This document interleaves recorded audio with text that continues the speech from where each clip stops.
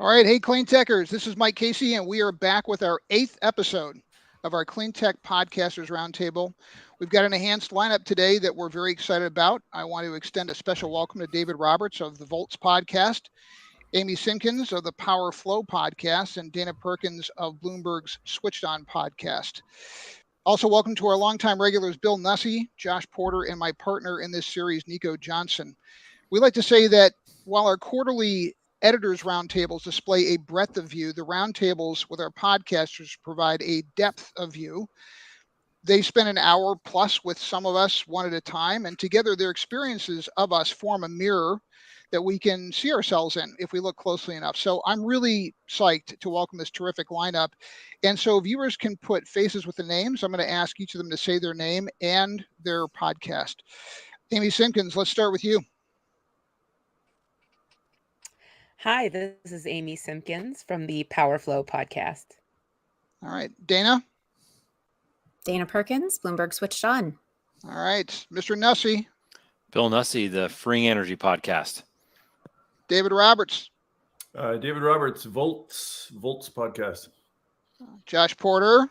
Josh Porter, Solar Coaster. All right. And last and least, you're on mute, Johnson. Come on, get it together. We're live, man. Didn't want you to hear my kids rolling around in the background. Nico Johnson, Suncast. All right, cool. Well, actually, hey, seriously, welcome to all of you. We're just delighted to have you, and these things are a lot of fun for us to put on. I hope you have as much fun as joining us as we do hosting you.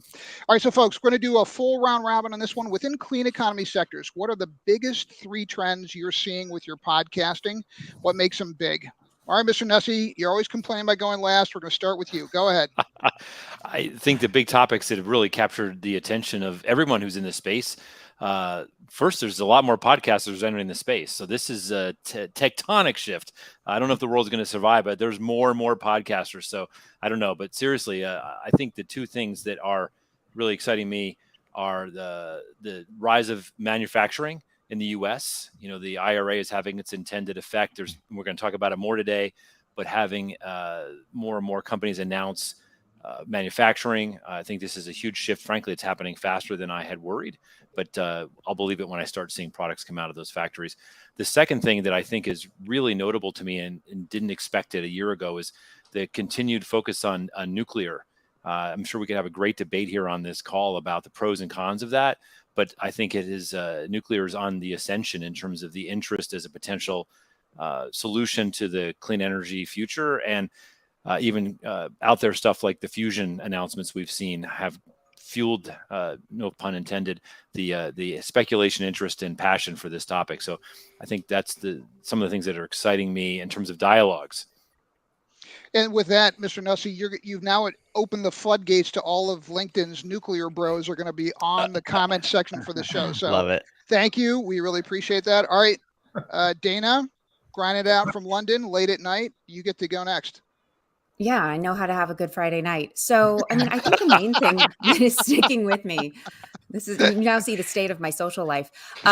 This thing that's sticking with me right now is supply chains. So, I mean, we recently formed a team focused on supply chains, but it pops up in pretty much every show. Now, the premise of my show is a little bit different from some of yours. You know, we only feature external guests, not part of my team, about once a month. Most of the people that I end up speaking with are actually members of my team and researchers.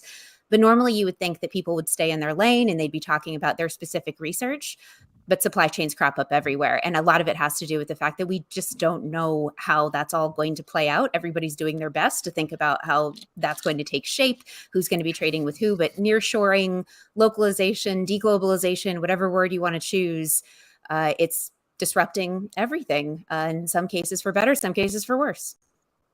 All right, Mr. Roberts, top 3 you're seeing.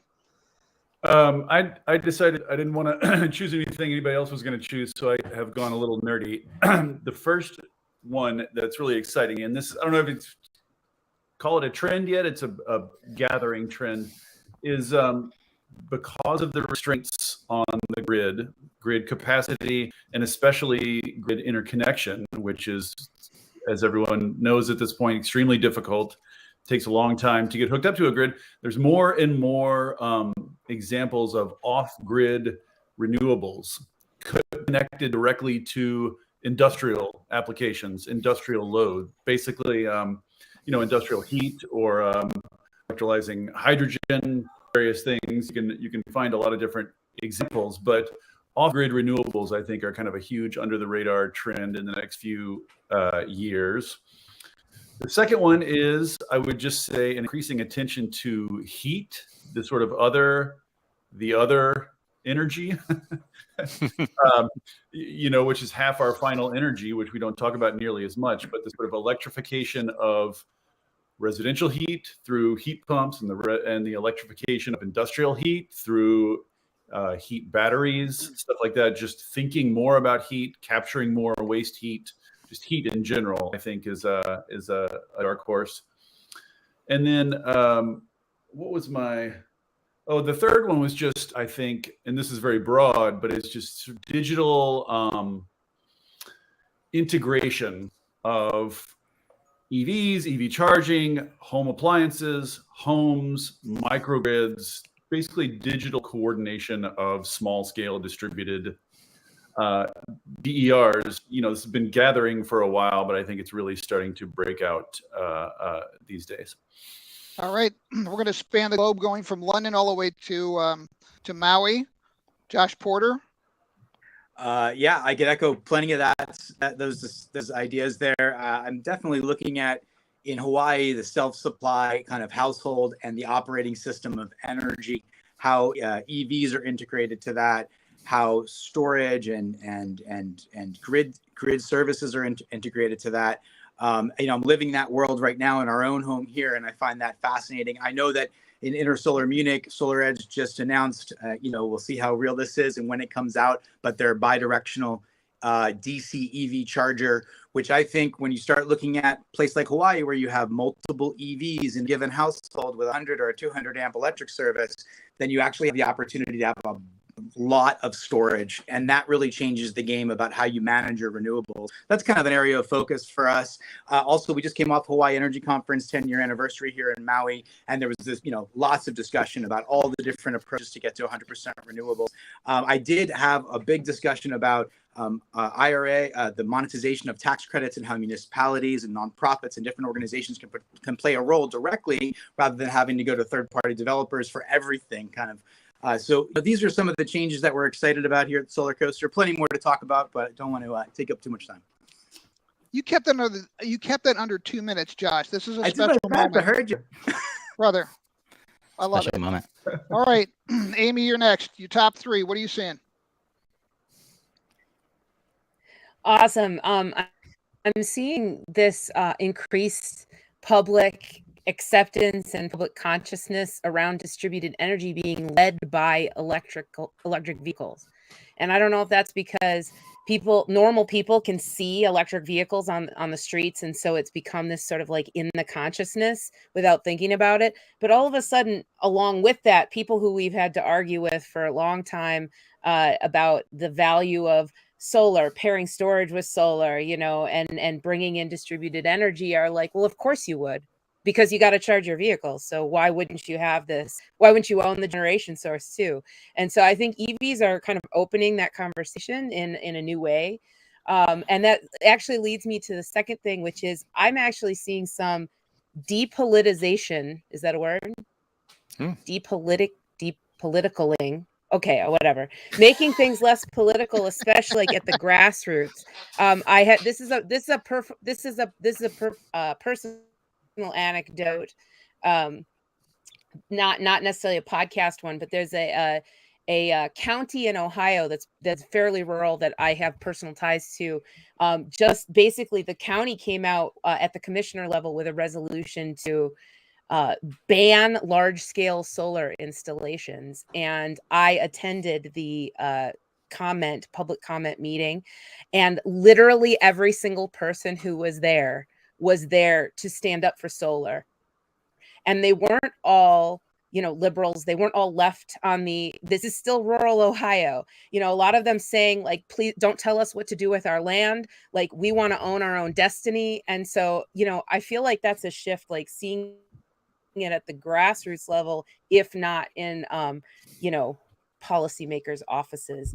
And the third one, from a technical perspective, I think we're seeing finally seeing an expansion of interest in energy storage technologies beyond lithium, and seeing some development happening. Some of that is coming from the federal government with the bipartisan infrastructure law. Some of it is just in the public consciousness with like hydrogen vehicles, hydrogen storage. And so I'm looking forward to more of those conversations where lithium isn't just the default solution. All right. Last but not least is Nico Johnson, but I do want to say thank you to everybody who's watching us live on LinkedIn and YouTube, excuse me. Nico Johnson, your top three, Thanks, my Mike. friend. Thanks, Mike. Hard crew to follow. I'm going to tag on to what a couple of folks have said. So tying in what I'm seeing through the podcast specifically, which is my main lens. A lot of you all have day jobs. I have been really impressed with and also disappointed by, on both sides, the level of local activity for and against renewables. There is a lot happening in the heartland right now to lobby against renewables. The NIMBYism is pretty strong. Mike is very vocal about it on his LinkedIn. I've talked at length with folks like Kiran Batraju and Azad Ashai in recent episodes about our role in the industry and what we could do, and the need to be more civic minded. Specifically, one of the things that's impressing me are the number of folks who are leaning into getting folks from the industry onto public commissions or even local boards. And I think that that's something we're going to see and need more of, specifically our industry taking responsibility for the level of impact that we can have. And so had a really interesting conversation with Carrie Zaleski, the outgoing chair of the Illinois Commerce Commission. And it's astounding how many people are showing up at these meetings who want to have a say. And that say often is poorly influenced in ways that we could materially change. And I think as communicators, we're not doing a great job at the corporate level and at the communications level of getting out in front of it. I think that's the trend I've seen the most in the first half of this year, is just the upswell of the negative press, so to speak, against renewables that we have to really get ahead of. Second, and we've talked about this a lot recently on the show, is while the residential solar market seems to be in a somewhat free fall in terms of pricing from a supply side, from financing, et cetera, we are also seeing a technology shift in both on the wall, like Josh was talking about, as well as on the roof. N-type TopCon modules were far and away the most talked about and top performing assets in the recent PVEL scorecard. We've talked about that a lot in the show recently. So that's a thing that for me represents an actual technology shift that we see every 4 or 5 years in the industry. Last time it happened was PERC modules, P-type PERC modules. And I see it now happening with N-type. And I would suggest that by the end of this year, we're going to see the majority of residential solar installs are being done with this N-type TopCon module. And then the third, just thinking about the first half of the year and how it particularly impacted my podcast, and I think others, because I know Bill is a user of some of these tools that are leveraging AI, but AI is everywhere. And if you're not using AI in your podcast or in your communications writ large for your company, you will be, or you will be left behind. But it is what we see bubbling on the surface. The frothy part of AI is what media likes to glom onto. But more importantly, how machine learning and AI is directly impacting energy is not a new thing. It's something that's like the energy sector was one of the earliest to adopt it. In fact, the petrochemical sector was adopting it before the renewables sector. And I think that we're going to see in the second half of the year a huge, a lot more like demonstration of how machine learning and AI are improving our energy transition and accelerating it at a faster rate. And you newcomer, can I jump in, Mike? Please, go ahead, David. Just to make a note that this very Wednesday on volts.wtf podcast coming out about AI and machine learning in clean energy. Nice. All right. Cool. Well, you newcomers, you don't really realize there's kind of a silent Senate rules between Mr. Johns, Mr. Porter. When Mr. Porter goes short, Mr. Johnson goes long. They kind of yield each other time, just so you'll see this dynamic played out. But that never mind. All right. Several of your answers have me want to switch around the order of our questions. So I'm going to just ask our third question next. We've asked this before of other panels, but given the fluidity of the landscape, I want to pose it again. So we now count 8 big barriers to the clean energy transition. I'm going to rattle them off. I'd like each one of you to tell me which you think is the biggest and why. Or if we're missing one, say that. So permitting, community acceptance for clean energy projects. That's one I focus on a lot. A gentleman at Clean Power Reception told us that they are tracking 160 projects across America that have been killed this year, each of them over 100 megawatts. So I'm thinking that's a $10 to $20 billion problem the industry has that's kind of based on the original sin of frictionless permitting in deeply conservative areas. Then there's critical minerals, right, which Dana had a recent episode talking about, workforce development, transmission, storage, supply chain instability, and grid stability. Just want to go around, lightning round, the most challenging one you think for this sector and why that is. All right, Mr. Nussey, you got to go first. We'll give you another go first one, and that's all you get for the show. I'm done, man. Hey, listen, I think there's 2 really important distinctions in the question at the risk of answering it too long. I think the public perception, which drives regulators, policymakers, politicians, decision makers, I think the answer there is around things like grid stability and, in my personal opinion, matters that are less relevant to actual the slow deployments. And I think those are areas that are easiest to create FUD around for people who don't want to see this transition happen or want it to happen slower. To me, really the only thing that's holding us back materially right now. And of course, I am a local energy guy, so I'm thinking about smaller scale systems. So it won't put transmission first, is storage.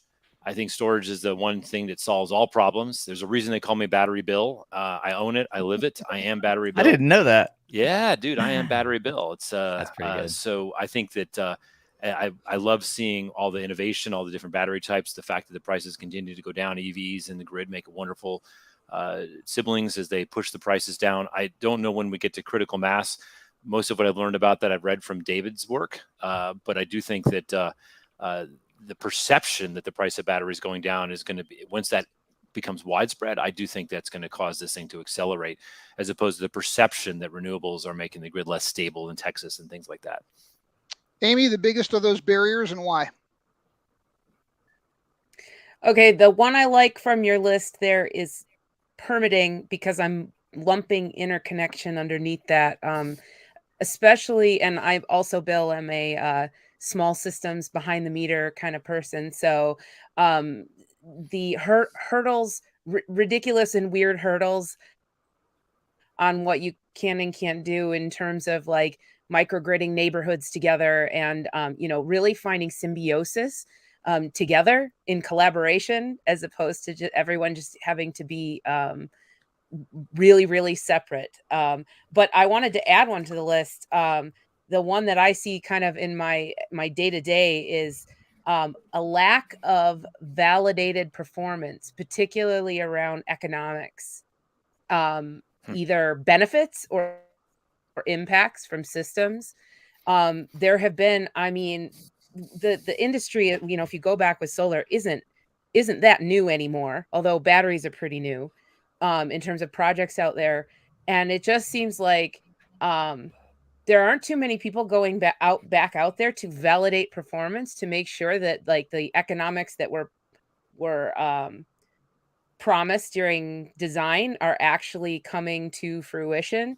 And that does a couple of things. One, the lack of positive performance validation is actually holding projects back, because financiers, capital projects are getting delayed because they don't have faith in that they're gonna get that return on investment, which is what they're looking for. And what the worst that can happen, though, is that our industry overpromises and under-delivers, which honestly is what's happening right now. And I mean, it's not surprising with the amount of innovation that we do, that we need to like promote. We need to start before we're ready. And so there's a lot of talk about a lot of impact that can happen from distributed energy resources. But then you install them at sites and site hosts say, this isn't actually doing what you said it was. In fact, I'm not even saving any money. In fact, it's actually making it worse because the battery is charging at a really poor time. And what the heck? And if some of these stuff gets out, I mean, we're giving our detractors, to go back to Nico's point about the surge of negative public opinion, is that we're giving them fuel for the fire. If we don't go back, if we, the industry, don't go back to our work and say, ooh, you're right, this isn't the greatest, I can tweak it, we'll push a patch, we'll change the settings, let's do some analysis and figure out how to make it better. Otherwise, you're going to have case studies that support the negative, the naysayers. All right, Mr. Roberts, you're next. Which of those barriers are the biggest in your opinion? I just want to shortly preface by saying, another topic might be which of these are overhyped. I actually think Fair enough. I actually think the critical materials thing is overhyped. I think the workforce thing is somewhat overhyped. I think a lot of these problems are going to work themselves out. The one that keeps me up at night is permitting, which I would sort of broaden out, I think, as everyone is, to sort of U.S. bureaucracy generally, just the old regulations, old ways of doing things that are slowing things down. So, and I include transmission in that too, primarily. And I think if you saw the way the politics went down around the debt ceiling bill, the Mountain Valley Pipeline made it in, and all the transmission reforms got crushed by utilities. So that's a sort of a signal of where the politics are on this. And when I think about limits to the speed we need, that's number one, just our ability to build fast enough.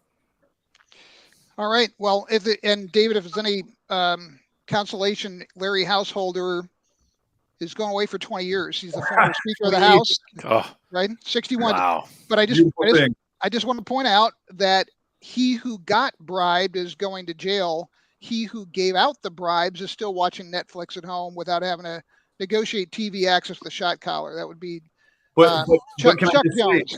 But can I just say another trend? I didn't mention this because it's not technically clean energy, but I think it's 3 states now have passed laws prohibiting utilities from using ratepayer money for lobbying, which I hope is the beginning of a broader trend.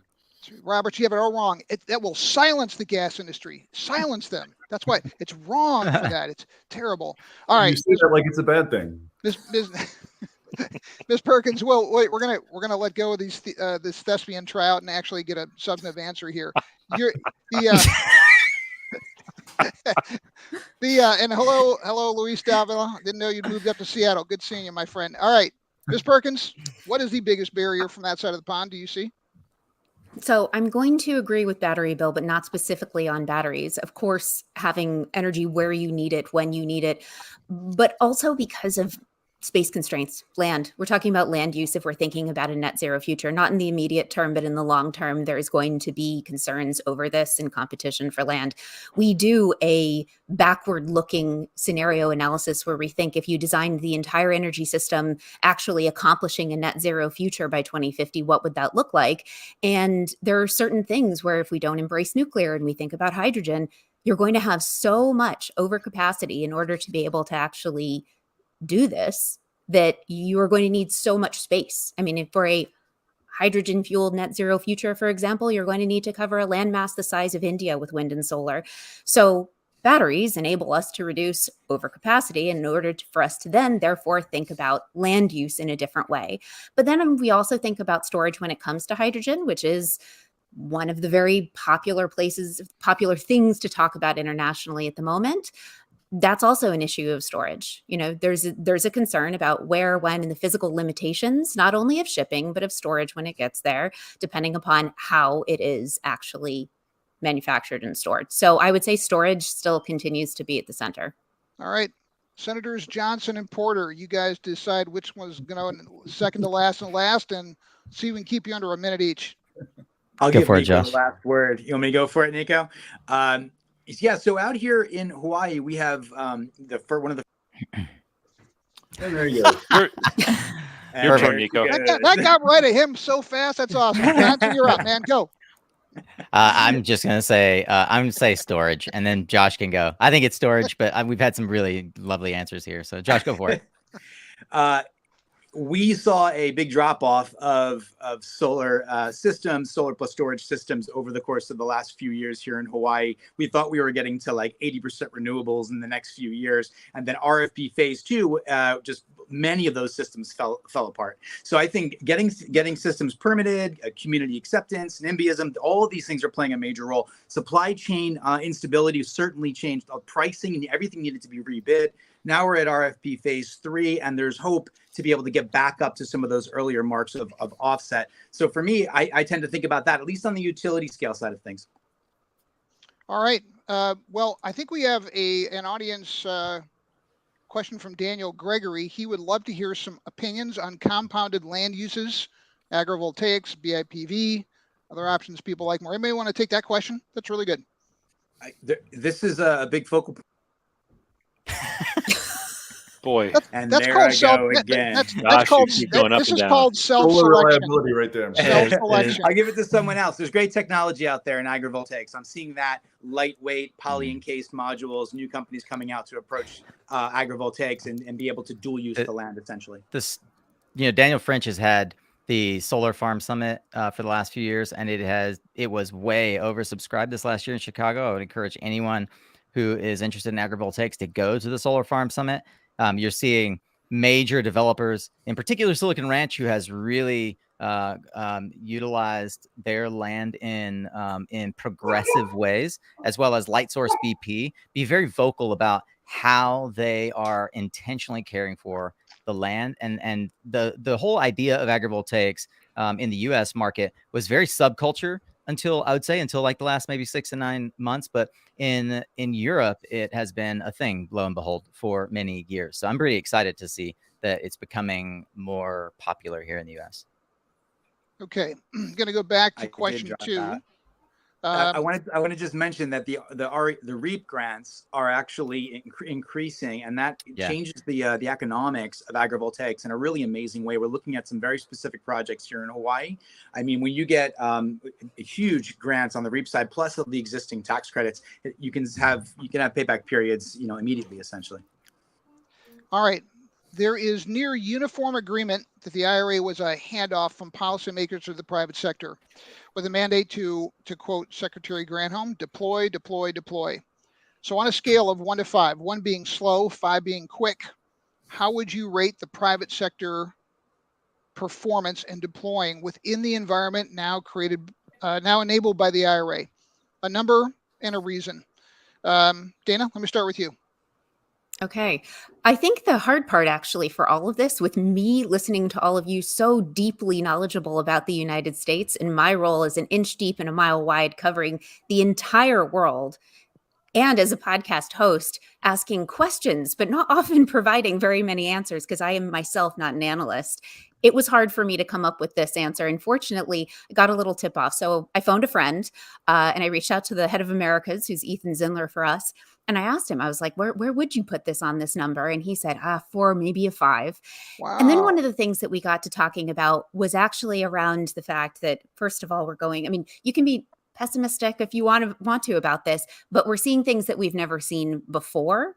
And it's creating jobs, and it's creating jobs in parts of the country where they are needed and where this may actually really influence how they look at these energy sectors. So if you're thinking about the fact that post-IRA, so since August of 2022 until May of 2023, there's been, 70 billion of announced work being done in the EV supply chain. And a lot of this manufacturing is going into states like Georgia, Michigan, Arizona, Nevada, North Carolina. So this has the potential to be even bigger, but right now we're seeing numbers that we haven't seen before. So we're going to go with an optimistic 4 to 5. I forgot that Dana had access to the oracle of BNEF and Ethan Zindler. That's cheating, man. I'm just going to tell you, you get that resource. All right, Mr. Johnson, 1 to 5. Deployment, how's it going? What was the question? I mean, I'll give a short. Yeah, I'll give a short answer, and what I'll say is what I've said on air recently. I think probably a 4, and I'm really encouraged by the unbelievable quality of talent that the government is hiring into the Department of Energy at all levels. It's really staggering. I mean, from the top down, the people that are being, I'll say, compelled to, not convinced, but compelled to go work at in public service. David Crane being one of the most recent. And it's I think for that reason, it's a 4 leaning towards a 5. Like really, this whole notion of deploy is being taken seriously and it's being staffed, which we haven't seen in the past. Don't worry, Battery Bill, you're going last on this one. All right, Amy, 1 to 5. How's private sector doing deploying in the wake of the IRA?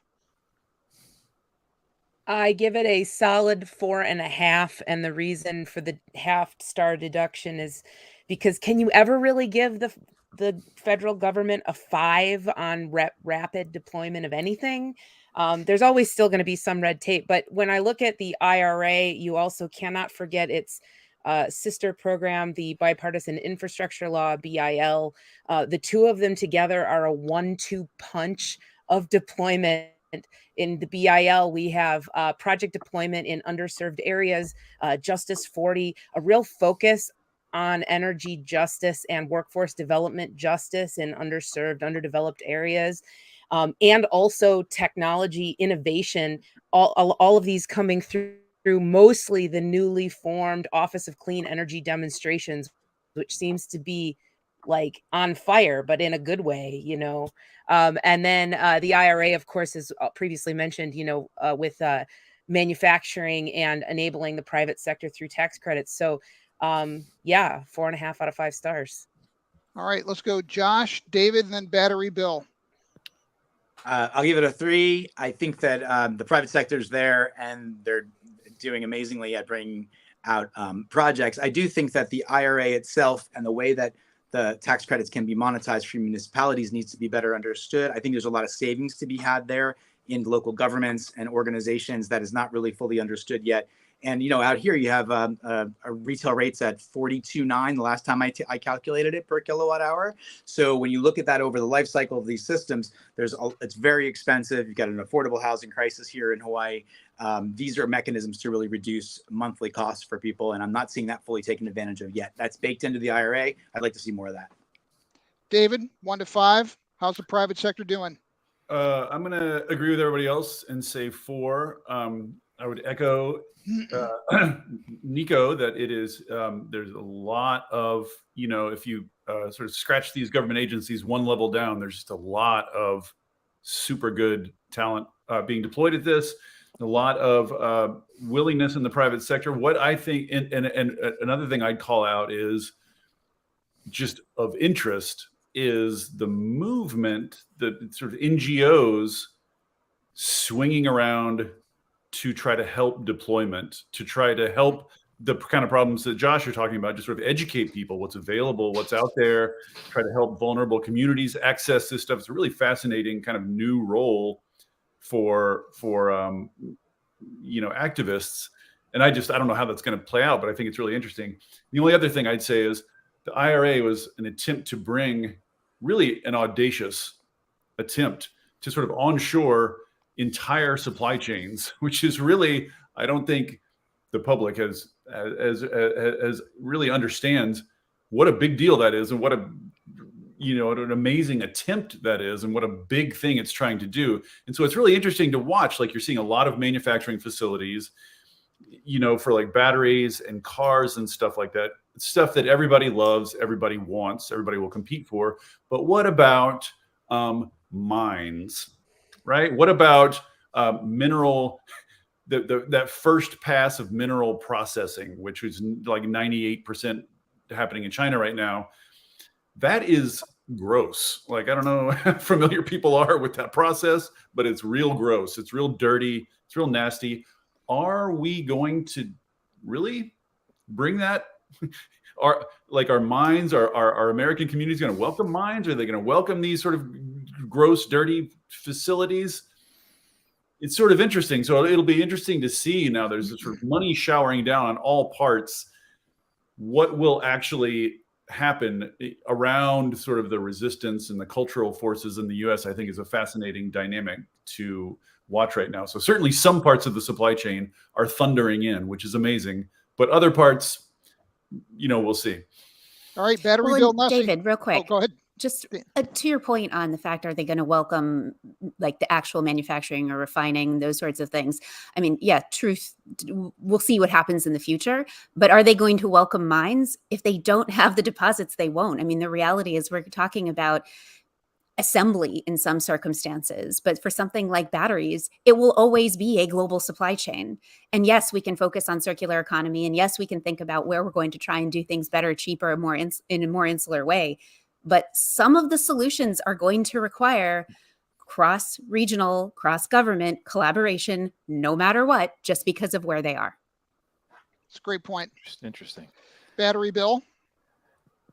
I'm going to push back on the question, because I think that asking about capital and deployment misses a really critical, deeper question, which is what kinds of capital are moving.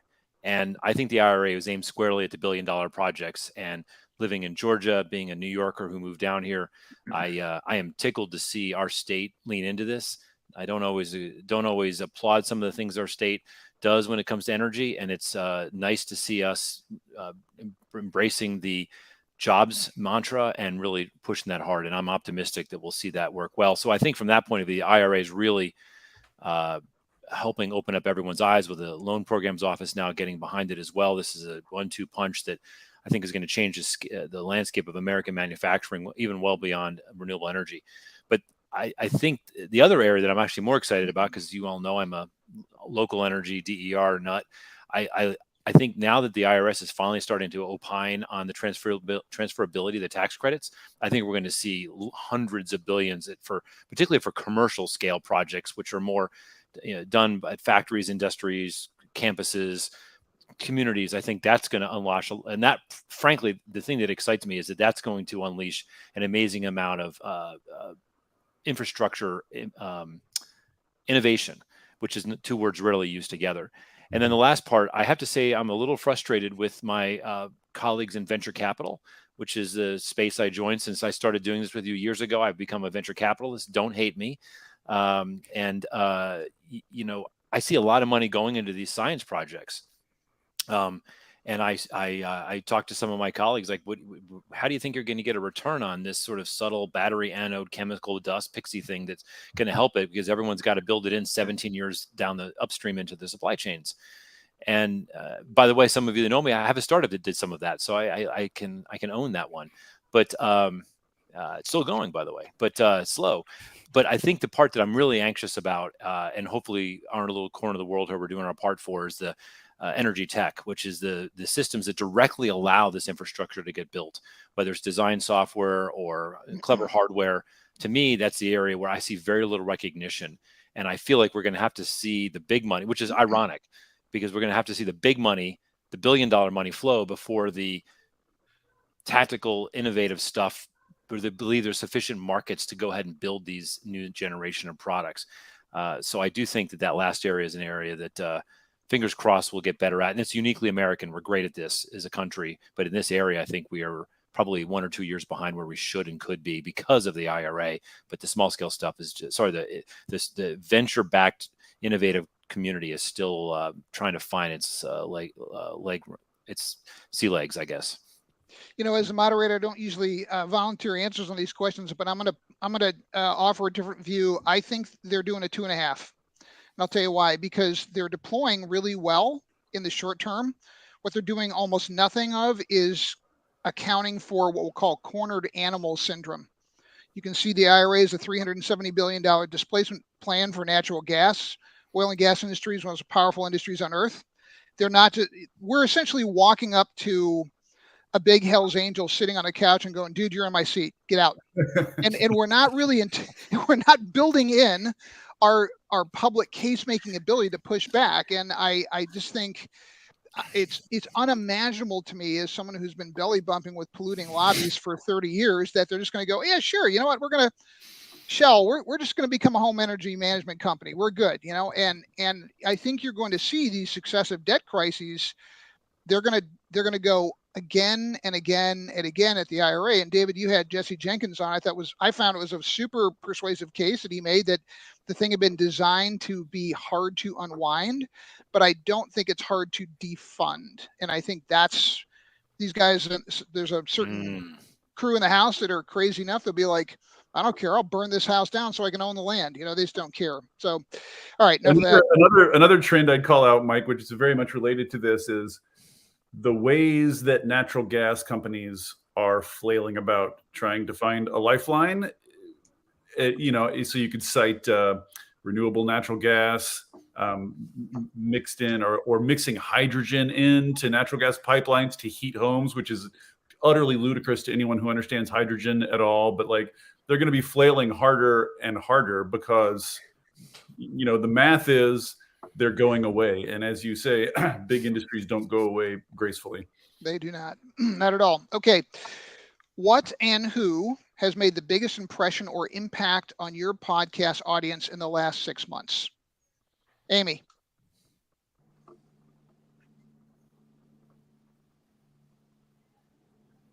Amy, did you hear the question? I might have lost Amy. All right, Dana, I'm going to go with you next. Yeah, I mean, I want you to clarify. I am a you want to know, like, the show that got the best ratings? Okay, Amy, go over to you. Go for it. A little bit of a delay on Amy there. Sorry, I had a blip there. No, I was just gonna say I have I'm the terrible person to lead this one off because I'm currently on a little bit of a hiatus with my podcast, so I haven't had any recent interviews.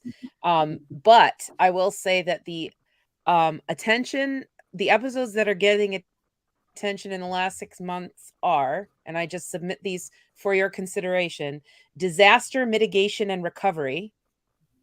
Number 2, interoperability. And number 3, startups, to David's point. All right.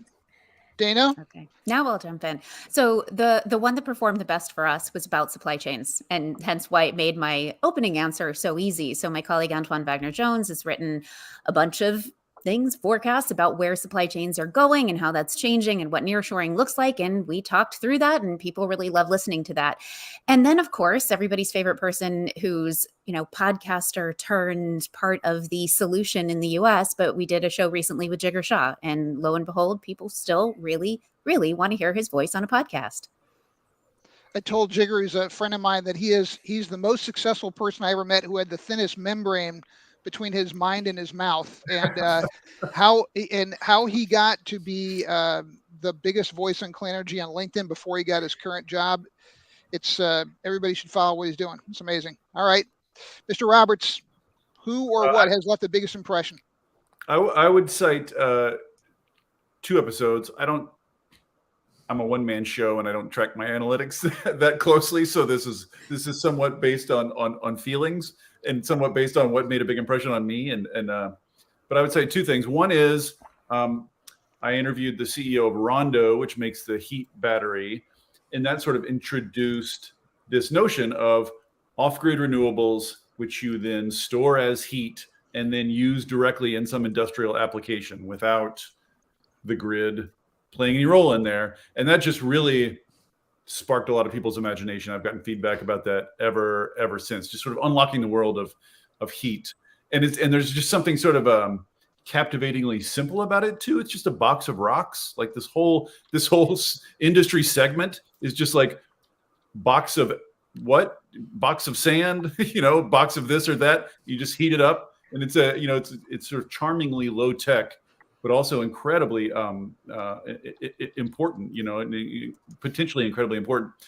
And the second is an episode, and I don't 100% know whether this was more than 6 months ago, so somebody might ding me on this, but it was about geothermal heating networks, basically turning natural gas pipeline infrastructure over to water. So you just find, a central geothermal heat source, and then you network hot water throughout, a neighborhood or a city, and each home has a heat exchanger, a heat pump, basically. And when you do this, I mean, there's a bunch of cool things about it. Number one, it is the most efficient way of heating space, full stop. the least power in for the power out, full stop. 2, it gives natural gas companies, to harken back to my previous comments, it gives natural gas companies something to do, right? They can become heat companies, right? And they can live. They can still have their network. They can still have their infrastructure that they maintain. They can, still make money.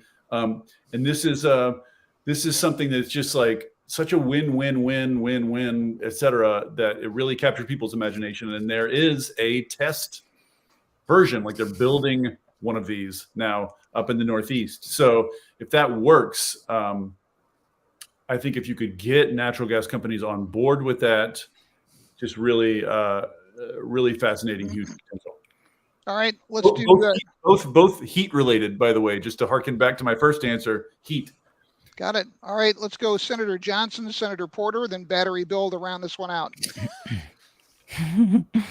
It's interesting. I will actually echo David in that, believe it or not, with more than 600 episodes, I almost never look at our stats to see which episode is performing better than another. But I just, thankfully, I had a little bit of time here, and I just looked it up. And the episode that has outperformed all others in the last 6 months is on long duration energy storage. And I am not surprised by that. The one that I would have just that I had sort of plucked out of the air as my answer that most impressed me and that I know got a lot of good feedback on LinkedIn was with one that has been on at least one other podcast here, Arshad Mansour from EPRI. Every time I get a chance to listen to or watch his keynotes, it's the most data rich presentation I've seen. And he seems to, for having worked at EPRI for 20 plus years, never tire of he never loses energy for the mission he's on, which is to help the energy transition. So shout out to Arshad, because that episode actually was the one that impacted me the most. And long duration energy storage is for the win on Suncast right now. All right, Storage is back. See, there he is. All right, Mr. Porter, far away. Yeah. So we just finished Hawaii Energy Conference out here last month, and I have a series that I haven't released yet, but the interview that impacted me was the keynote speaker. Her name was Daphne Frias from West Harlem. She's also a medical student. And she talked about how a lot of the conferences that we participate in, the people that are most affected by climate change and by the impacts of. Darn. There you go. That's all you get, Josh. They don't get a voice. You'll be able to hear all about that when I release that series, but that impacted me quite a bit. All right. Battery Bill, last but not least. The most popular episode actually in the history of our firm was actually in the last 6 months. And it was Tom Jensen, the CEO of Fryer, the battery manufacturer coming over to the United States, building a very large factory here in Georgia. And I think part of the reason that it was so successful was Tom is a really unique guy. And for those of you that haven't had a chance to talk to him, I encourage you to do so. But he melds scientific genius, an unbelievable understanding of manufacturing with that unusual persona that you say, I actually work for that guy, visionary leader. So I think he's with a fair degree of humility to boot.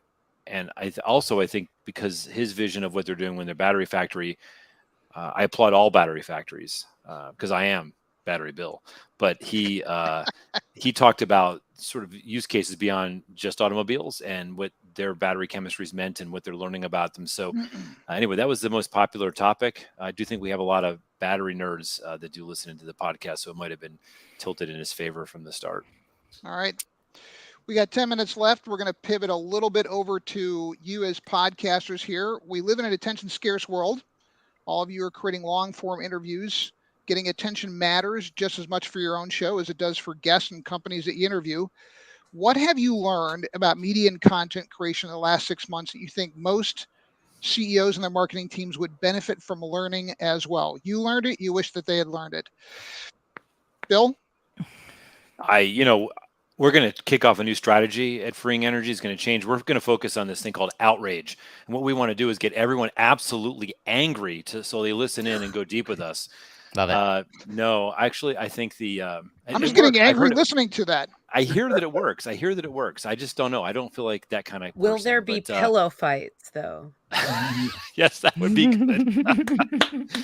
That sounds like it. Anyway, I think that the part that all of you guys do well is the people want to hear about people.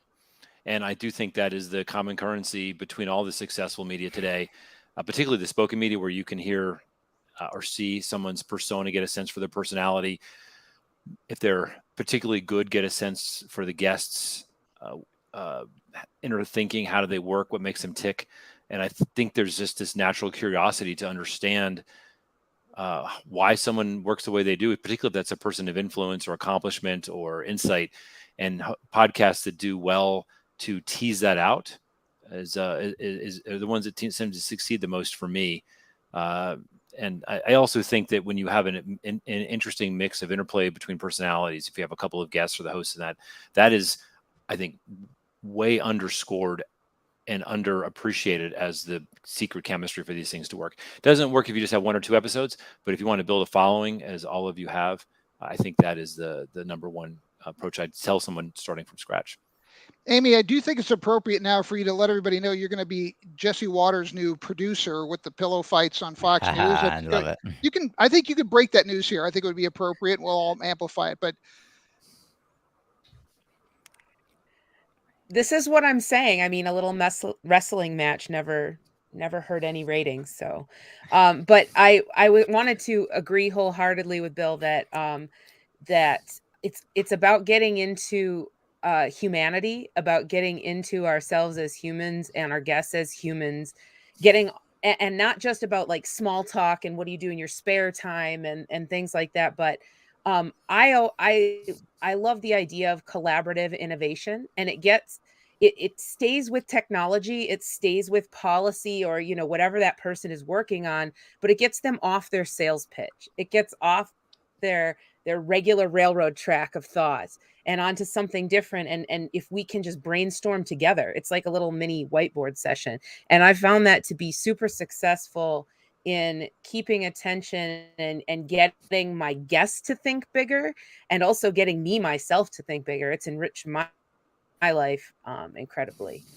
All right, let's do Nico, David, Josh, then Dana on this question.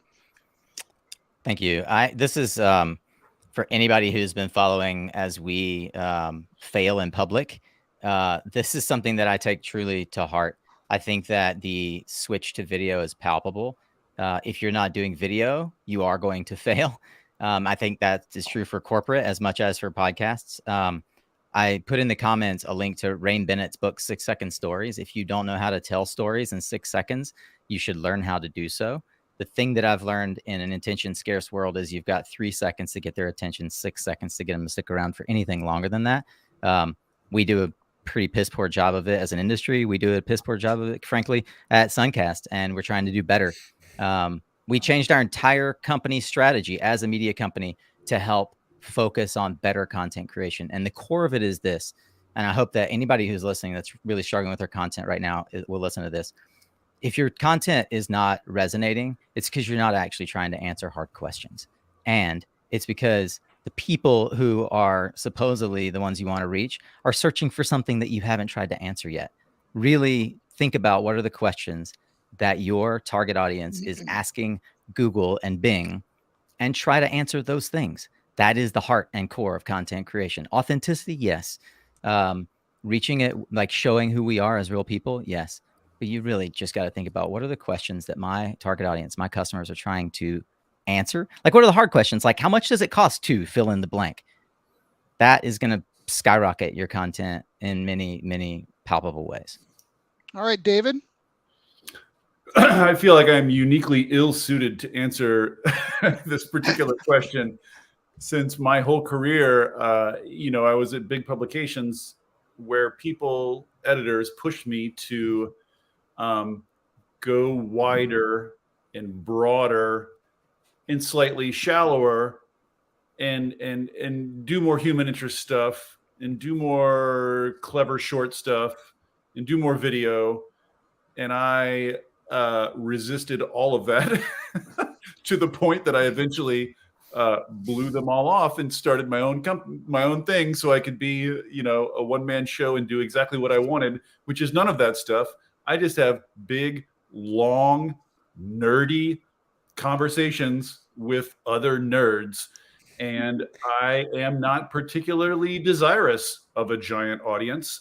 I have what I would call a mid-size audience, but I would have what I think of as a very high quality audience. Like it is other nerds. So I'm making nerd shows for nerds and don't give a shit about video or sound bites or what brought you to this industry, like what motivates you, all that stuff. I don't do any of that stuff. I'm just like, tell me about your widget. Let's talk about your widget for an hour. And that's, there are enough people who want that to sustain me and put food on my table. And that's basically all I care about. So I've got nothing to tell people who want to get big audiences. I'm sorry. Well, David, I'll tell you that arguably the leading voice in my line of work, Seth Godin, said in his 34th book, this is marketing. Marketing is identifying and super delighting and super engaging the smallest possible viable audience. So no shame in that. But Nico, I do think in between David and Robert, you need to put nerd in quotes so we bring that home. Let's go. All right, Josh Porter, answer this question. Then Ms. Perkins is up. Long nerd talks for nerds are my favorite too. I gotta have to confess. That being said, something that's worked over the years that I'm trying to do more of. We did something called the Pantech Design Minute. It was a sponsored project for load control panels back in the radio days. And we would take a minute and create a narrative around rather than talking about kilowatts, kilowatt hours, chemistries, and all the like super geek stuff that we like to geek out on. It was like, how does this technology impact our life in a minute or less? And I found that to be really useful. It resonated with a lot of people, from kids to grandparents. They could go, okay, power's out. What happens? What's my life like? What's working? What's not working? And you can do that in 60 seconds. I want to explore more of that and do more of that with like higher production value video. That's my goal in this space. But I'm going to stick to the long nerd discussions as much as possible too, of course. All right, Dana, last word on this question. Okay. So I don't know if it's been something that's occurred to me in the last 6 months, because since we've been doing this, let's say in the last 6 months, I've been thinking more about why we originally even set up the show. As you know, it is a crowded space. And the point is that I'm trying to do something that's unique. The first thing I should do is go and look at all the guests that you guys have had and not talk to any of them, because they've already been on your show. We're trying to, even then, if I think about who our listeners are, the people that I've met in person that have given me feedback, and the reason we set up our show was to think about the stuff that's in your peripheral vision. So if you're in this industry, but you want to be more informed about this incredibly complex and interconnected ecosystem, that's what we're trying to do. That's what makes us unique.